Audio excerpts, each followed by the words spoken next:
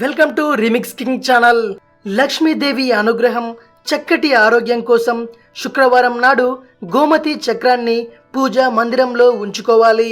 ఈ గోమతి చక్రం చూడటానికి శ్రీ మహావిష్ణువు యొక్క ఆయుధమైన సుదర్శన చక్రం ఆకారంలో ఉంటుంది కాబట్టి లక్ష్మీదేవి యొక్క జన్మస్థానమైనటువంటి నీటిలో లభిస్తుంది కాబట్టి లక్ష్మీదేవికి గోమతి చక్రం అంటే ఎంతో ప్రీతిదాయకమైందని శాస్త్రాలు వర్ణించడం జరిగింది.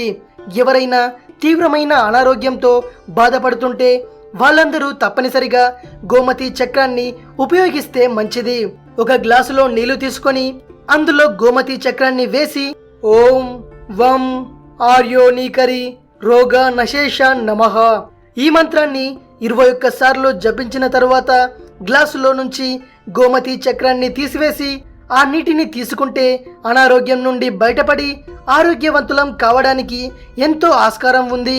రాహు కేతు సర్పదోషాలు ఉన్నవారు శుక్రవారం నాడు పూజా మందిరంలో గోమతి చక్రాలను ఉంచి దానికి పసుపు కుంకుమలను అలంకరిస్తే ఈ దోషాల నుండి బయటపడవచ్చు. చిన్నపిల్లలు దృష్టి దోషంతో బాధపడుతున్నట్టయితే గోమతి చక్రాన్ని ఒక వెండి తాయెత్తులో ఉంచి పిల్లల మెడలో వేస్తే దృష్టి దోషం నుంచి బయటపడవచ్చు. వ్యాపారంలో నష్టాలు ఎక్కువగా సంభవించి బాధలు పడేవారు వ్యాపారంలో సింహద్వారం ముందు 2 గోమతి చక్రాలను ఒక ఎరుపు రంగు వస్త్రంలో అలా వేలాడదీయడం ద్వారా వాటి కింద నుంచి నడవడం వలన వ్యాపారంలో లాభాలు పొందడానికి ఆస్కారం ఉంది. స్త్రీలకు తరచూ అబార్షన్లు లాంటివి అవుతుంటే అటువంటి వారు 2 గోమతి చక్రాలను ఎరుపు రంగు వస్త్రంలో కట్టి ధరించడం ద్వారా ఈ సమస్య నుంచి బయటపడవచ్చు.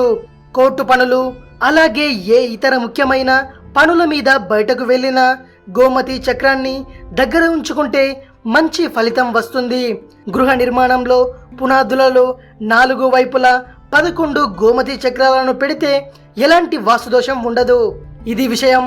మరిన్ని ఇంట్రెస్టింగ్ వీడియోస్ కోసం రిమిక్స్ కింగ్ ఛానల్ని సబ్స్క్రైబ్ చేయండి. మరో వీడియోతో మీ ముందుకు వస్తాను. అంతవరకు సెలవు.